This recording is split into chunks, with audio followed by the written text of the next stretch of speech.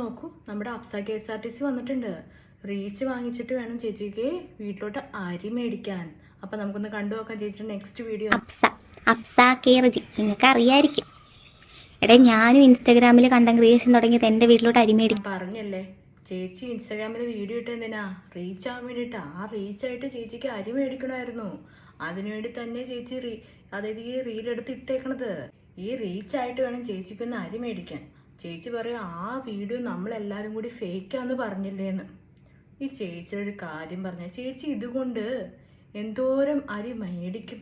അല്ല ചേച്ചി, ഈ കണ്ടന്റ് ഒന്ന് മാറ്റി പിടിച്ചോളൂ ചേച്ചിക്ക്. ഈ സംഭവം വെച്ച് തന്നെ ചേച്ചി എത്ര നാള് റീച്ച് ഉണ്ടാക്കി അരി മേടിക്കും? അതും കൂടി ഒന്ന് പറഞ്ഞു തരണേ.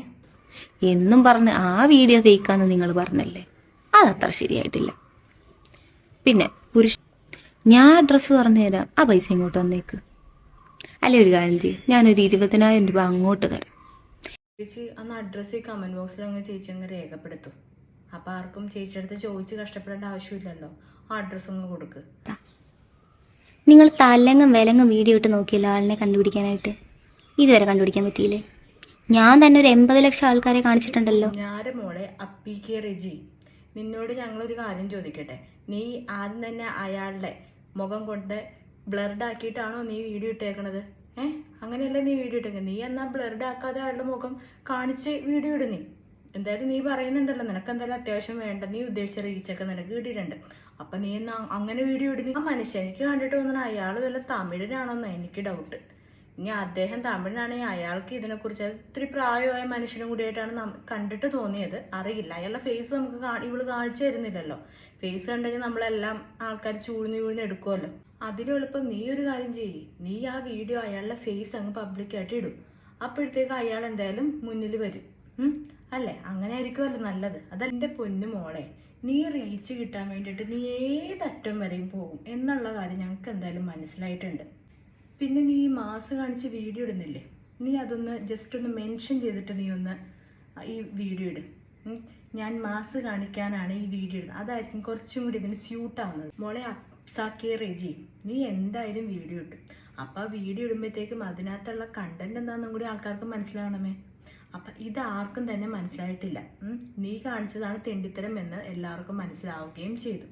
നീ ഉദ്ദേശിച്ച കാര്യം ഈ വീഡിയോയിൽ ഇല്ലെങ്കിൽ ഒരു മൂലക്കിരിക്കുമ്പോളെ മലയാളത്തിൽ പറഞ്ഞു കഴിഞ്ഞാൽ ഡാഷ്. എന്തായാലും നീ റീച്ചിന് വേണ്ടിയിട്ട് ഒരു വീഡിയോ ഉണ്ടാക്കി. അതായത് KSRTC കയറി രണ്ടാമത് നീ വിക്ടിം കാർഡ് ഇറക്കിയിട്ട് ഒരു വീഡിയോ ഉണ്ടാക്കി. അതും ഇനി മൂന്നാമത് അരി മേടിക്കാൻ എന്ന് പറഞ്ഞിട്ട് വീണ്ടും വീഡിയോ ഉണ്ടാക്കി. എന്താ ചെയ്യാം മോളെ, ഇനിയെങ്കിലും മനസ്സിലാക്കും മോളെ. നീ ഈ ചെയ്യുന്നത് സത്യം പറഞ്ഞു കഴിഞ്ഞാൽ ഈ തെരുവിൽ വേശ്യാവൃത്തി ചെയ്യുന്ന ജോലി ഉണ്ടല്ലോ, അതിന് കുറച്ചെങ്കിലും അന്തസ്സുണ്ട്. അവർ ജീവിക്കുന്ന എന്തിനാണ്? നീ ഈ കാണിക്കുന്നത് വെറും ലോ ക്ലാസ് സ്റ്റാൻഡേർഡാണ് നീ കാണിച്ചു കൂട്ടുന്നത്. റീച്ചിന് വേണ്ടിയിട്ടാണ്, എന്ത് കുന്ത്രണ്ടത്തിന് വേണ്ടിയാണെങ്കിൽ. നീ ഒന്ന് ചെയ്തതിൽ അപ്പോളജി പറഞ്ഞു കഴിഞ്ഞാൽ തീരാവുന്ന കാര്യമുള്ളൂ. പിന്നെ നിനക്ക് അങ്ങനെ ഒരു അനുഭവം ഉണ്ടായിട്ടുണ്ടെങ്കിൽ നീ സ്പോട്ടിൽ പ്രതികരിക്കണം. നീയല്ലേ, നീ പറയുന്നത് നീയാണ് ഇര എന്നല്ലേ നീ പറയുന്നത്. അങ്ങനെയാണ് നീ തന്നെ കേസ് ഫയൽ ചെയ്യണം. നീ ഒന്നും അറിയാത്ത പിഞ്ചോമനയൊന്നും അല്ലല്ലോ. നീ എന്തായാലും ഈ സോഷ്യൽ മീഡിയയൊക്കെ ഇടുന്ന് കളിക്കുന്ന ആള് തന്നെയല്ലേ. അപ്പം നിനക്ക് ഒന്നും അറിയാതിരിക്കത്തില്ല. പിന്നെ നീ പറയുന്നുണ്ടല്ലോ നിന്റെ കമന്റ് ബോക്സ് നിറച്ച് തെറിയാണ്, എല്ലാവരും കൂടി കിട്ടാൻ നിന്നിട്ട് മെഴുകുവാണെന്ന് മറ്റ് സംഭവങ്ങളൊക്കെ നീ പറയുന്നുണ്ടല്ലോ.